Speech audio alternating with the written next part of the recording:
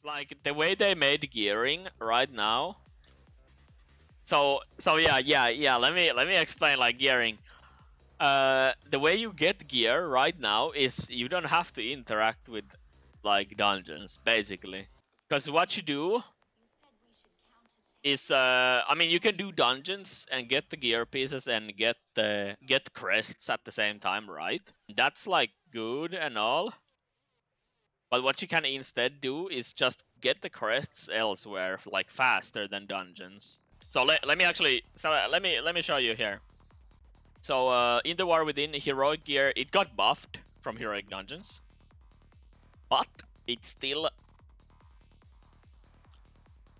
571 cap or like base. I think this upgrades like 593. Alright, so you can craft 590 gear. And this, I'm pretty sure this crest is like 2 upgrades worth of crests, right?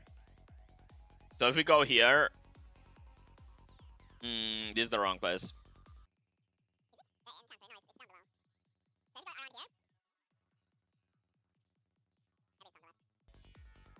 I was not done, it was on the left. This guy will sell you these crests for 30 crests. You can swap your 15 is basically 2 upgrades, right? So you get a 590 item with 2 upgrades. So if you would want to upgrade your item to full, you would gain 3 eye levels over the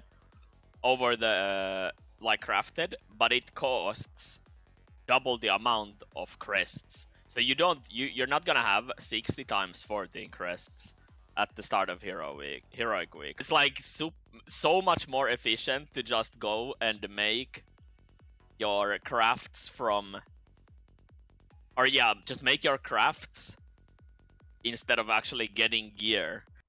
Yo, this is Future Cream coming to you with some quick maths. So comparing the crafting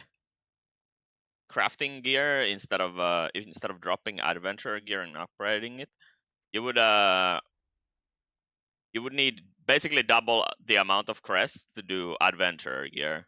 And before heroic week, we're gonna have access to 390 weathered Harvey crests, which is basically this cap. It's gonna get a plus 90 next week, so that's 270, and then getting 9 renown on every rep is gonna give you 30 more.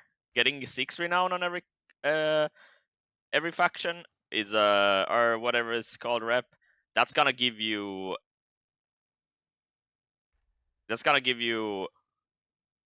half of the crests, except you need 7 for the weathered one. 7 gives you the Harvey crests here on the severed threads. So if you were to get all the crests you can, so 390, you could gear up 13 slots of gear, and you have 14 slots of gear if you have a 2-hand, and 15 with the offhand main hand. Now, it's important to note the trinkets. I'm pretty sure the trinkets are ass that you can craft, so you wouldn't want to craft those anyways. So what you can do is maybe skip out on a belt and maybe cloak craft, and instead farm your trinkets that you want from dungeons and upgrade those instead to get some more power. But that's like up to you. That's the only thing you have to farm trinkets. This method of crafting the gear instead of like dropping it or whatever, I mean, it's gonna cost you some gold. Getting the mats together and buying everything, it's gonna cost you some gold. If you're worried about like who's gonna craft the gear, like trade chat is full of people just looking for work. Some of them probably are gonna be cheaper than others. These guys are just like saying cheap prices, but I actually am not sure how much people are asking for this stuff right now. But this is what I'm gonna do. I'm gonna be crafting on all my characters, and that's basically the way I'm gonna gear before raid. Now, if you were wondering how to get the crests, I'm gonna show that next. And let me show you the best way to get crests if you actually want to do this. Uh, is to fly instead of doing content.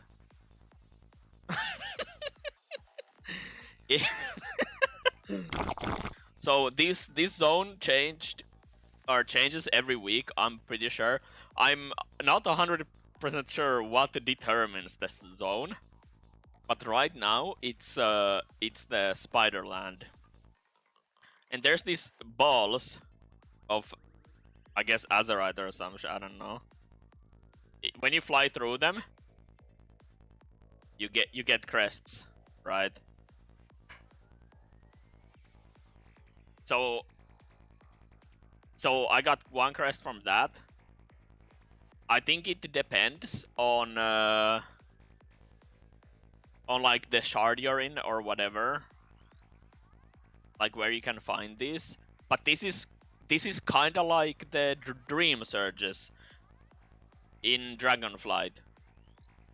You would go and fly through the green things in the Dream Surge zone to get like the Whelpling crests in Dragonflight to like start up your character. I know I did that with a few characters. So yeah, this is like this is the way to play the game, guys. Fuck dungeons, just go fly.